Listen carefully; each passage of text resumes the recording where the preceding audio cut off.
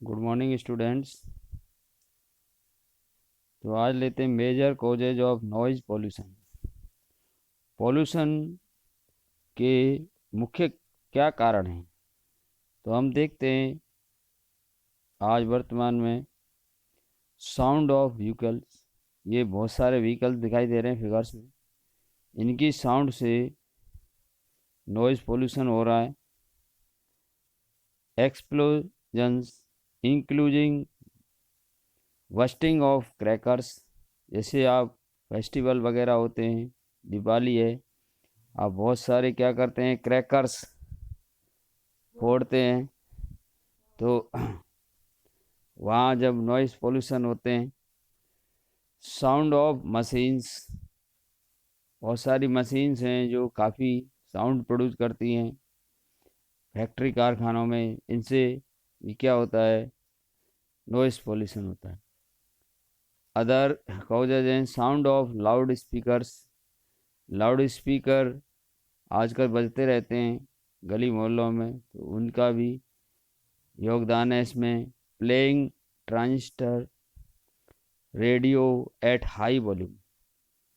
तो ये हम क्या करते हैं, ट्रांजिस्टर और इनको क्या करते हैं, हाई वॉल्यूम पर चलाते हैं।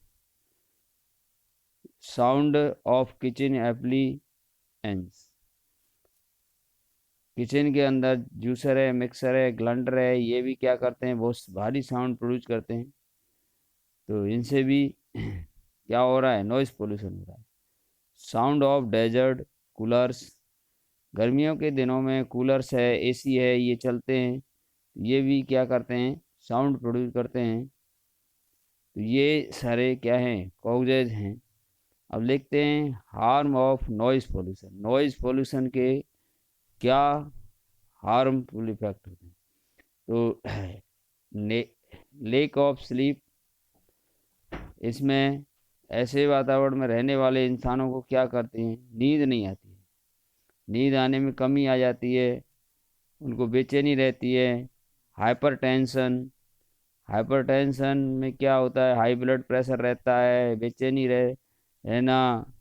ये हाइपर टेंशन हो जाती है नॉइज से। और अदर हो सकता है एंजाइटी। एंजाइटी में भी ये क्या है, इसमें व्यक्ति क्या है, स्वभाव में चिड़चिड़ापन हो रहा है, गुस्सा आ रही है, और किसी भी इरिटेट हो रहा है काम के प्रति। तो ये सारे नॉइस पोल्यूशन के द्वारा उसके अंदर, व्यक्ति के अंदर उत्पन्न हो सकते हैं। More health problems. इन यहाँ पर मोर हेल्थ प्रॉब्लम्स हो सकती हैं। इम्पायरमेंट ऑफ हियरिंग, और सुनने में भी कमी आ सकती है। व्यक्ति पूर्णतः बहरा भी हो सकता है। इसमें क्या है, जो हमारा जो ईयर ड्रम है वो क्या कर सकता है, बस्ट भी हो सकता है, जिससे क्या है, परमानेंट हियरिंग में कमी आ सकती है।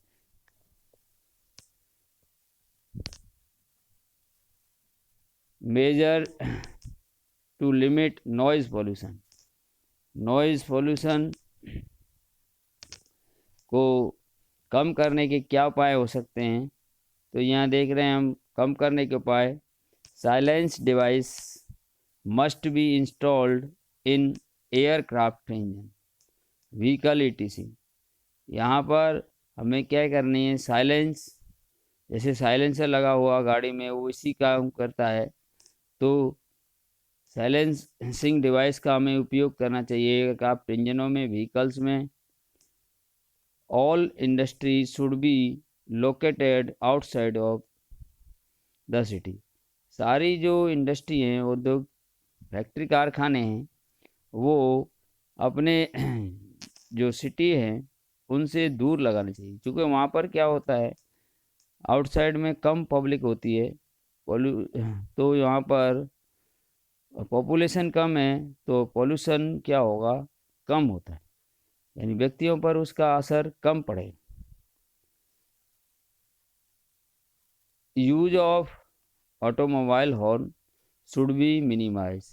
ये जो अपन कार व्हीकल वगैरह के जो भी बस ट्रक के हॉर्न बजाते हैं उनको कम आवाज़ पर बजाना चाहिए जितनी आवश्यकता है। TV music system should be operated at low volume. Low volume पे चलाने चाहिए अपने घर में टीवी ट्रांजिस्टर वगैरह रेडियो वगैरह है। ट्री और तीसरा है must be planted along road and building. ये देखा है जो फिगर में, ये रोड के दोनों तरफ क्या है ट्री लग रहे हैं। ये भी क्या करते हैं, साउंड को एब्जॉर्ब करते हैं। इससे साउंड की इंटेंसिटी क्या हो जाती है, कम हो जाती है, और नॉइस पोल्यूशन क्या होता है, रुकता है।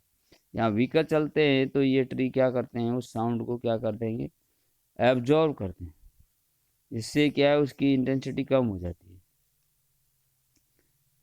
हियरिंग एम्पायरमेंट। हियरिंग एम्पेयरमेंट क्या होता है, यहाँ पर दो तरह से हो सकता है, ये टोटल हियरिंग और पार्शियल एम्पेयरमेंट। तो यहाँ पर टोटल हियरिंग में क्या होता है, ऑन बर्थ होता है, यानी जो व्यक्ति जन्म से ही कुछ क्या होते हैं जिन्हें सुनाई कम देता है या नहीं सुन पाते, वो टोटल हियरिंग होता है। और पार्शियल में जैसे जन्म के बाद किसी कारणवश कोई इंजरी हो गई, उसकी वजह से वो नहीं सुन पा रहे हैं, तो उसको हम क्या करते हैं, पार्शियल इम्पेयरमेंट कहते हैं, बाद में होना। तो ये थे हमारे यहाँ पर साउंड में। अब देखते हैं कुछ एक दो क्वेश्चन लेते हैं। क्वेश्चन नंबर 1 है, explain harmful effect of noise pollution. Noise pollution के क्या हानिकारक प्रभाव होते हैं, अभी बता रहे थे। Harmful effect of noise pollution में इट कॉजेज डेफनेस, ये डेफनेस का कारण होते हैं। It causes mental mental illness, ये मानसिक बीमारी का कारण उत्पन्न करते हैं। It causes headache and high blood pressure. तो हमने बताया हाइपरटेंशन बताया, तो ये हाई ब्लड प्रेशर के कारण ही हो रहा है। तो ये हाई ब्लड प्रेशर ये जैसी बीमारियां उत्पन्न कर सकते हैं। तो ये इफेक्ट थे, हार्मफुल इफेक्ट। क्वेश्चन नंबर 2 लेते हैं, what is the difference between noise and music. Music और नॉइस में क्या अंतर है। द साउंड विच अनप्लीजेंट और our ear is called noise. जो हमारे कानों को कैसी लगती है, अस्वाभाविक लगती है, सुहावनी नहीं लगती, अप्रिय लगती है, वो क्या है, नॉइस है। While music is sound which pleasant for our ear. तो म्यूजिक वगैरह हमारे कान को सुहावने लगते हैं, ये क्या है, ये कहलाएंगे तुम्हारे म्यूजिक। तो music become noise sometime when it crosses the hearable range. Music कभी कभी क्या हो सकता है, समटाइम नॉइस भी हो सकता है, जब ये आवश्यकता से अधिक हियरेबल रेंज से क्या होगा, तेज बजाया जाए। तो ये तो क्वेश्चन नंबर 2। नेक्स्ट क्वेश्चन लेते हैं।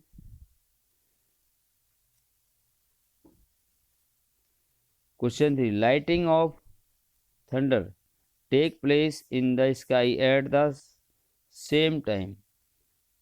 सेम टाइम, जब देखा आकाशीय बिजली तड़कती है तब उसकी साउंड और चमक एक साथ उत्पन्न होती है।